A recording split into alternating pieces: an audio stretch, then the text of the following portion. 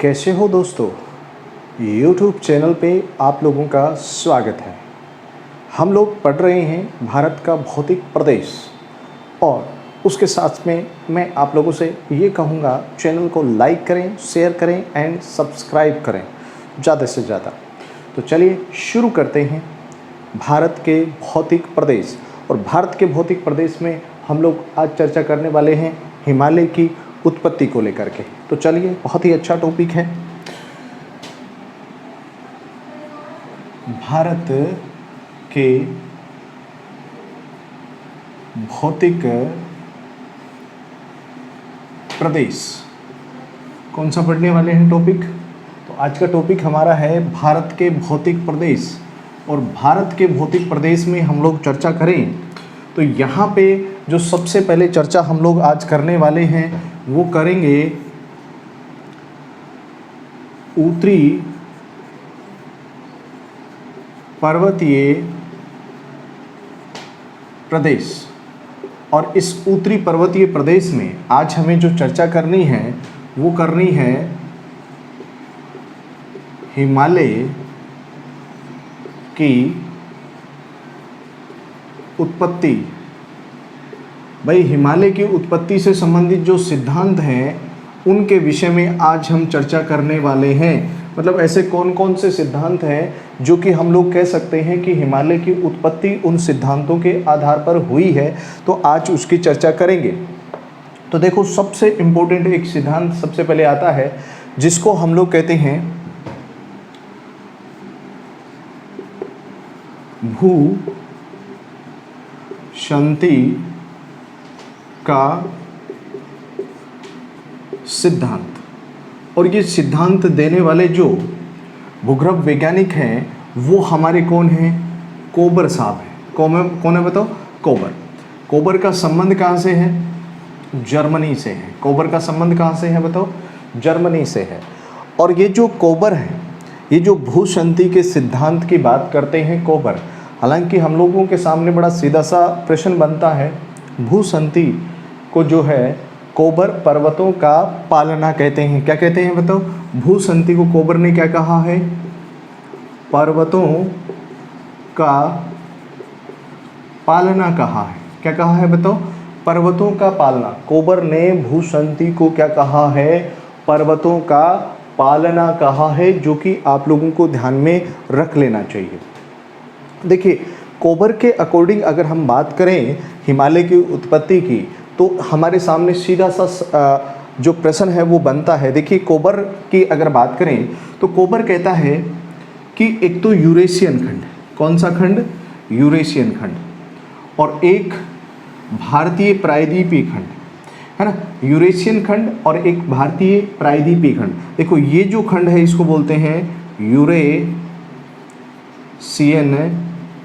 खंड। बोलो कौन सा खंड? यूरेशियन खंड। और इसको बोलते हैं प्रायद्वीपीय खंड, मतलब भारतीय खंड, प्रायद्वीपीय खंड, जिसको हम लोग भारतीय खंड कह सकते हैं। अब इनके बीच में कोबर के अनुसार क्या था? इन दोनों खंडों के बीच में कोबर के अनुसार यहाँ पे एक भूशांति थी जिसको इन्होंने नाम दिया टेथिस भूशांति। क्या नाम दिया? टेथिस भूशांति नाम दिया। याद रखना, क्या नाम दिया बताओ? टेथिस भूशांति इन्होंने कहा। अब ये जो इसके बीच में, दोनों खंडों के बीच में टेथिस भूशांति थी, क्या थी बताओ? टेथिस भूशांति। इन दोनों के बीच में क्या थी बताओ? टेथिस भूशांति थी।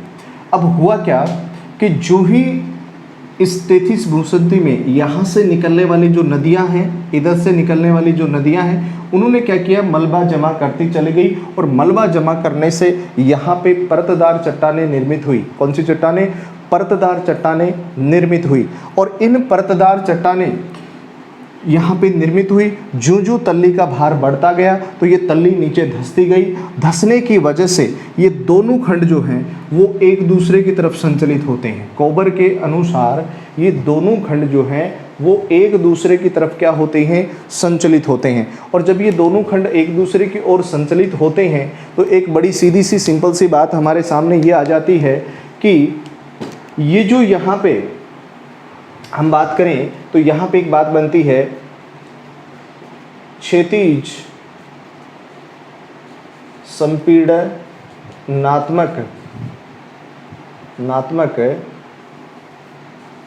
बल के कारण। भाई क्षैतिज संपीड़नात्मक बल के कारण होता क्या है कि ये जो दोनों खंड जब एक दूसरे की तरफ संचलित होते हैं, जब ये दोनों खंड एक दूसरे की तरफ संचलित होते हैं तो होता क्या है कि इन दोनों किनारों पे, मतलब एक तो यूरेशियन खंड की ओर, एक भारतीय खंड की ओर, जिनको इन्होंने अगर प्रदेश भी बोला है कोबर ने, तो होता क्या है कि इन दोनों किनारों के ऊपर वलन पड़ता है परतदार चट्टानों में, और परतदार चट्टानों में वलन पड़ने से तो एक पर्वत की उत्पत्ति तो होती है यूरेशियन खंड की ओर, और जो प्रायद्वीपीय खंड था इसकी तरफ भी जो वलन पड़ता है, तो इस वलन के कारण एक पर्वत की उत्पत्ति होती है जिसको हम लोग क्या कहते हैं, हिमालय। देखो यहाँ पे जो पर्वत बनता है वो बनता है कुनलून। कौन सा पर्वत? कुनलून। और कुनलून पर्वत कहाँ पे है? ये चीन में है। और इधर एक पर्वत बनता है जिसका नाम है हिमालय। किसकी उत्पत्ति होती है? हिमालय की। और एक और चीज़ यहाँ पे देखने वाली है, जब ये यहाँ पे ये टक्कर लगती है तो यहाँ पे जो है ना एक गर्त भी बनता है भारत की तरफ। तो दूसरा प्रश्न ये बनता है कि ये जो दोनों तरफ किनारों पे तो वलन पड़ गया, लेकिन ये जो बीच का भाग था ये अप्रभावित रहा। अप्रभावित के कारण इस भाग को कोबर ने कहा मध्य पिंड। क्या कहा बताओ? मध्य पिंड। या इसको जर्मन भाषा में बोलते हैं स्वासिनबर्ग। क्या बोलते हैं बताओ? स्वासिनबर्ग बोलते हैं इसको जर्मन भाषा में। तो आपके सामने एक बहुत ही अच्छा प्रश्न बनता है कि यहाँ पे इन दोनों के बीच में, कुनलून पर्वत और हिमालय के बीच में मध्य पिंड का उदाहरण कौन सा पठार है? तो आपको कहना है तिब्बत का पठार। तिब्बत का पठार। भाई तिब्बत का पठार जो है वो हिमालय और कुनलून पर्वत के बीच स्थित है, आपको ये भी समझना है। तो तिब्बत का पठार किसका उदाहरण है? मध्य पिंड का उदाहरण है। किसका पिंड है बताओ? किसका उदाहरण है? मध्य पिंड का। अब आपसे एक प्रश्न और बन सकता है, जैसे आपसे कोई प्रश्न कर ले कि जो मध्य पिंड का कोई अन्य उदाहरण है क्या? तो आपको कह सकते हो जो भूमध्य सागर है। कौन सा सागर? भूमध्य सागर। भूमध्य सागर भी मध्य पिंड का उदाहरण है, क्योंकि इसके भूमध्य सागर के दक्षिण में यहाँ पे अफ्रीका का जो एटलस पर्वत है वो इसका उदाहरण है। मोरको में है ये एटलस पर्वत। और इधर अगर देखोगे तो आपको आल्पस पर्वत देखने को मिलता है। कौन सा? आल्पस। तो ये यूरोप में है और ये एटलस अफ्रीका में है। तो इन दोनों के बीच में ये जो भूमध्य सागर है इसको भी हम लोग क्या कह सकते हैं? मध्य पिंड का उदाहरण कह सकते हैं। क्या कह सकते हैं बताओ? मध्य पिंड का उदाहरण कह सकते हैं। देखो ये जो टेथिस भूसंती है, मतलब जो टेथिस सागर है, हम लोग यूँ समझते हैं। देखिए एक सिद्धांत आया था महाद्वीपीय विस्थापन का सिद्धांत, जो कि अल्फ्रेड वेगनर का था, 1912 में आया था। उस सिद्धांत में यही कहा गया था कि जो हमारी जो संपूर्ण पृथ्वी थी, जो स्थलीय भाग था, उसको वेगनर ने पेंजिया नाम दिया था। और पेंजिया के चारों तरफ क्या था? पेंथालासा था। क्या था? पेंथालासा, मतलब जल ही जल था। अब पेंजिया में क्या होती है? टूटन, पृथ्वी की घूर्णन गति, चंद्रमा का आकर्षण, उत्प्लावन बल की वजह से पेंजिया में टूटन होती है। उसके दो टुकड़े होते हैं, एक टुकड़ा उत्तर की तरफ खिसकता है, उसको कहते हैं अंगारा लैंड, जो दक्षिण की तरफ खिसकता है उसको कहते हैं गोंडवाना लैंड। भारत गोंडवाना लैंड का भाग है, चीन जो है वो अंगारा लैंड का भाग है। और इन दोनों खंडों के बीच में टेथिस सागर, टेथिस भूसंती विकसित हुई। कौन सी भूसंती? टेथिस भूसंती विकसित हुई। तो कहने का मतलब बड़ा सीधा सा है, ये दोनों खंड जो हैं वो समान रूप से एक दूसरे के संचलित होते हैं, ऐसा मानना है किसका? कोबर का। तो ये भी आप लोग कह सकते हैं। लेकिन उसके अलावा अगर हम लोग यहाँ पे बात करें, एक स्वेस महोदय हैं। कौन है?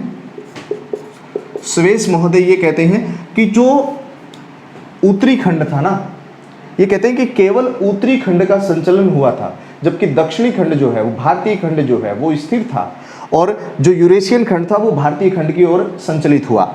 लेकिन एक आर्गन महोदय कहते हैं कि भारतीय प्रायद्वीपीय खंड है उसका तो संचलन होता है उत्तर की तरफ, लेकिन यूरेशियन खंड का जो है वो स्थिर रहता है। तो कोबर का ये सिद्धांत जो है हम लोग यूँ कह सकते हैं पर्वतों से संबंधित बहुत ही महत्वपूर्ण सिद्धांत माना जाता है, और इस सिद्धांत को पर्वतों का पालना कहा जाता है। ये चीज़ भी आप लोग ध्यानपूर्वक समझ सकते हो। इसके अलावा देखिए अन्य जो आधार हमारे सामने आए उनके लिए ये सबसे इम्पोर्टेंट था, क्योंकि आज हम लोग जिस पर्वतों की उत्पत्ति के सिद्धांत की बात करते हैं वो करते हैं प्लेट विवर्तनिकी का सिद्धांत।